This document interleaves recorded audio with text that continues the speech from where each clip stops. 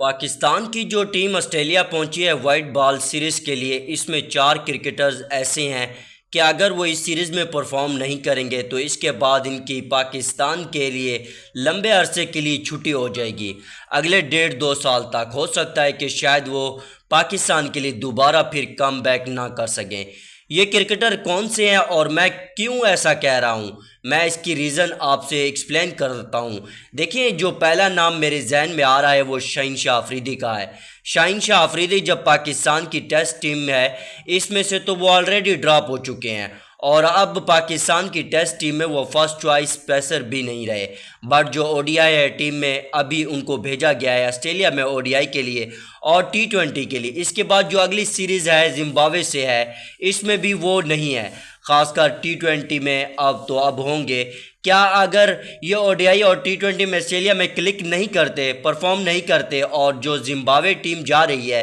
اس میں اگر جو دوسرے پیسر ہیں، جو بیک اپ کا پیسر پاکستان نے بھیجے ہیں، اگر وہ وہاں پہ جا کے پرفارم کر جاتے ہیں تو اب امیجن کریں کہ ایک تو پہلی اتنی زیادہ ہائٹ بنی ہوئی ہے کہ شاہین آفریدی اور بابر اعظم کو ڈراپ کیا تو پاکستان ٹیم جیتی، پھر شاہین آتے ہیں پرفارم نہیں کرتے، شاہین باہر بیٹھتے ہیں، دوسرے پلیئر آتے ہیں پرفارم کر جاتے ہیں، تو کتنا بڑا پریشر ڈیولپ ہو جائے گا کہ شاہین کو نہ رکھو اور جو نئے لڑکے فاسٹ بولرز آ رہے ہیں ان کو ہی کھلاؤ۔ تو اس کا مطلب یہ ہے کہ شاہین شاہ آفریدی کے کیریئر بھی یہ سیریز بہت امپورٹنٹ ہے۔ اگر اسے پرفارم نہیں کرتے تو ان کے کیریئر پہ ایک بڑا کوسچن مارک لگ سکتا ہے۔ انہیں یہیں پر پرفارم کرنا ہے، ان کے لیے ابھی ڈو اینڈ ڈائی کا سچویشن ہے۔ اگر اس میں پرفارم نہیں کریں گے تو ان کے لیے بڑا مشکل ہو جائے گا۔ دوسرا جو نام ہے وہ بابر اعظم ہے، اور بابر اعظم بھی ایگزیکٹلی اسی سچویشن سے گزر رہے ہیں جس سچویشن سے ابھی میں نے بتایا ہے شاہین آفریدی کا۔ دیکھیں، شاہین کا بھی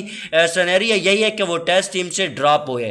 بابر کا بھی سینیریو وہی ہے، وہ ٹیسٹ ٹیم سے ڈراپ ہوئے۔ شاہین بابر کے بغیر پاکستان نے میچ جیتا اور فینز جو ہیں وہ تو اب پاگل ہوئے ہیں کہ جی ان کی ضرورت ہی نہیں ہے، ہم ان کے بغیر بھی میچز جیت سکتے ہیں۔ اور یہ دونوں اگر جاتے ہیں اور یہ آسٹریلیا میں پرفارم نہیں کرتے اور یہ دونوں کوچز زمبابوے کے سیریز کے لیے نہیں رکھا گیا، اب یہ بڑا ایک آرٹیکل مسٹیک کیا گیا ہے، ٹیکنیکل ڈیسیجن کیا گیا کہ ان دونوں کو زمبابوے لے کے نہ جائے۔ اب اگر یہ آسٹریلیا میں فلاپ ہوتے ہیں، زمبابوے پہ جائیں گے نہیں، اور زمبابوے میں دوسرے جو بیک اپ پلیئر ہیں طیب طاہر، کمران غلام، وہ لوگ کر جاتے ہیں پرفارم، تو یہ وہی پریشر ہوگا کہ ٹیسٹ ٹیم سے باہر کرو، ڈراپ کیا گیا، غلام آیا 100 او ڈی آئی اور T20 کی جگہ میں بھی جب کمران غلام آتا ہے وہ پھر ایک آدھی 100 مار جاتا ہے،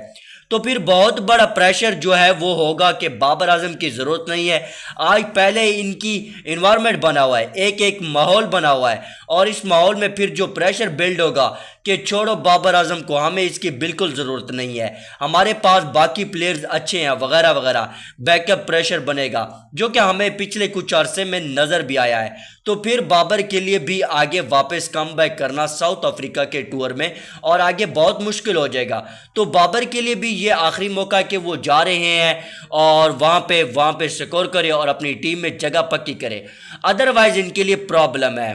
پھر جو تیسرا نام اس میں ہے وہ عبداللہ شفیق ہے۔ ٹیسٹ میچز میں عبداللہ شفیق میں اگر کل کاؤنٹ کروں تو کوئی 10 میچز ہو گئے ہیں جس میں ان کی ایوریج 20 کی ہے، تو ٹیسٹ میچز میں وہ بالکل فلاپ ہو رہے ہیں، بٹ بیک اپ آپشن نہ ہونے کی وجہ سے وہ ون ڈے ٹیم میں چلے گئے ہیں۔ اب اگر وہ ون ڈے ٹیم میں پرفارم نہیں کرتے اور اس کے بعد فخر زمان واپس آ جاتے ہیں اور سائم ایوب اگر یہاں پر پرفارم کر جاتے ہیں موسٹ امپورٹنٹلی، تو پھر اوپننگ کمبینیشن تو سائم کو فخر کا ہو جائے گا، تو عبداللہ شفیق کو اس کے بعد پھر چانس نہیں ملے گا۔ ٹیسٹ ٹیم میں پہلے وہ پرفارم نہیں کر رہے، او ڈی آئی میں فیل ہونے کے بعد پھر ان کے لیے نہ تو سلیکشن کمیٹی میں کوئی ہمدردی رہے گی اور نہ ہی فینز میں رہی، تو یہ ان کے لیے بیسٹ موقع ہے بیٹنگ پیچز پہ آسٹریلیا میں، وہاں پہ فلیٹ پیچز بنتی ہیں او ڈی آئی کے لیے، آسٹریلیا میں بڑے گراؤنڈ ہوتے ہیں، سنگل ڈبل کرنے والا بیٹسمین وہاں پہ آسانی سے بیٹنگ کرتا ہے، فیلڈ کھلی ہوتی ہے، ون ڈے فارمیٹ میں کیچنگ پوزیشن بھی نہیں ہوتی، تو یہ ایک موقع ہے ان کے لیے کہ وہ اس موقع سے فائدہ اٹھائیں، آسٹریلیا میں سکور کریں اور اپنی جگہ پکی کریں۔ اگر وہ اس موقع سے بھی فائدہ نہیں اٹھا سکے تو پھر ان کا بائے بائے ٹائے بھی بہت قریب آ گیا ہے۔ چوتھا اور آخری نام اس میں جو ہے وہ رضوان ہے۔ اب میں رضوان کے ایز اے پلیئر بات نہیں کر رہا، اس بات کو سمجھیں، میں یہ نہیں کہہ رہا کہ رضوان پاکستان ٹیم سے ڈراپ ہی ہو جائے گا یا پاکستان ٹیم میں اس کی جگہ نہیں بنے گی، اور اس کی پرفارمنس کے اوپر بھی کوسچن مارک ایسے بالکل نہیں ہے۔ میں رضوان کی ڈسکشن کر رہا ہوں بطور پاکستان ٹیم کی لیڈر کے جس نے پاکستان ٹیم کو آگے لے کر چلنا ہے۔ اب دیکھیں آج کل جو سچویشن ہے اس میں یہ ہے کہ پاکستان اتنے کے میچز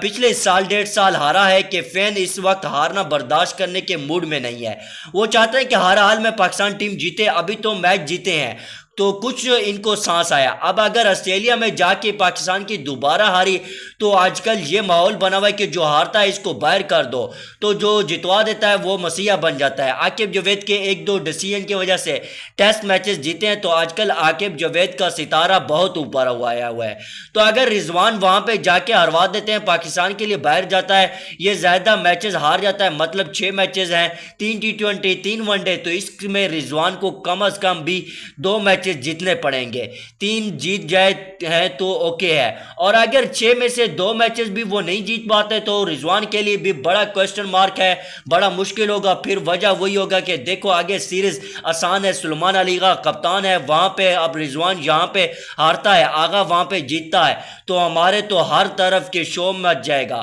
آغا کے اندر بڑی کامن سینس ہے، بڑی گیم اویئرنیس ہے، بڑی انٹیلیجنس ہے، وہ جتوا رہے ہیں، آپ تو رضوان ہروا رہے ہیں۔ پھر فیوچر کا دیکھو، آگا لانگ ٹرم سلوشن ہے وغیرہ وغیرہ، تو اس طرح کی یہ ڈیبیٹ سٹارٹ ہو جائے گا۔ تو رضوان کے لیے بھی اپنی کیپٹنسی کو اور اپنی لیڈرشپ کو سپین کرنے کے لیے یہ سیریز میں پرفارم کرنا بہت ضروری ہے، ایز اے کیپٹن کی بات کر رہا ہوں میں۔